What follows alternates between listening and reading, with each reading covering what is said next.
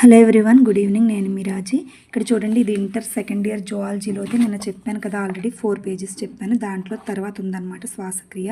ఇదేంటంటే టైడల్ volume, TV short cut, మనం చూసే టీవీ కాదు, టైడల్ వాల్యూమ్. ఇది సాధారణ ఉచ్ఛ్వాస లేదా నిశ్వాస, అంటే బ్రీత్ ఇన్ బ్రీత్ అవుట్, అంటే లోపలికి పీల్చుకొని బయటకు వదిలే గాలిలో పీల్చుకునే లేదా వదిలివేసే గాలి ఘన పరిమాణాన్ని టైడల్ వాల్యూమ్ అంటాం. ఇది సుమారుగా 500 ml ఉంటుంది అనమాట. దీన్ని ప్రామాణికంగా తీసుకుంటాం మనం. 500ని. ఆరోగ్యవంతమైన మానవుడు నిమిషానికి 6000 నుంచి 8000 ml గాలిని ఉచ్ఛ్వాసించడం లేదా నిశ్వాసించడం అనేది జరుగుద్ది. ఉచ్ఛ్వాస నిలవ ఘన పరిమాణం మళ్ళీ విడిగా చెప్తున్నాడు.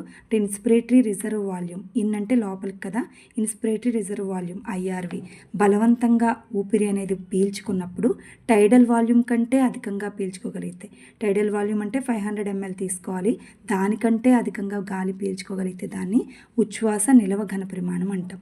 ఇది సుమారుగా చూడండి 2500 నుంచి 3000 ml వరకు ఉంటుందన్నమాట. ఇది నిశ్వాస ఘన పరిమాణం. ఎక్స్పిరేటరీ రిజర్వ్ వాల్యూమ్, ఎక్స్ అంటే బయటకని కదా, ఎక్స్పిరేటరీ రిజర్వ్ వాల్యూమ్ ERV, బలవంత నిశ్వాసంలో బయటకు వదిలే గాలిలో బలవంతంగా టైడల్ వాల్యూమ్ కంటే అధికంగా బయటకు గాలిని కనుక వదిలితే దాన్ని ఆ ఘన పరిమాణాన్ని నిశ్వాస నిలవ ఘన పరిమాణం అంటాం. ఇది సుమారుగా 1000 నుంచి 1100 వరకు ఉంటుంది. ఓకే, ఇది అంటే టైడల్ వాల్యూమ్ ఒకటి ఇంపార్టెంట్. అది ఎంత ఉంటుందంటే 500 ml ఒకటి ఇంపార్టెంట్. ఉచ్ఛ్వాసంలో అయితే ఇది టైడల్ వాల్యూమ్ కంటే ఇంత ఉంటుంది, నిశ్వాసంలో అయితే టైడల్ వాల్యూమ్ కంటే ఇంత ఎక్కువగా ఉంటుంది. ఓకే, ఇది చాలా ఇంపార్టెంట్. ఇంకా చూడాలంటే నా ఛానల్ సబ్స్క్రైబ్ చేసుకుని వాచ్ చేస్తూ ఉండండి. Keep watching. Thank you.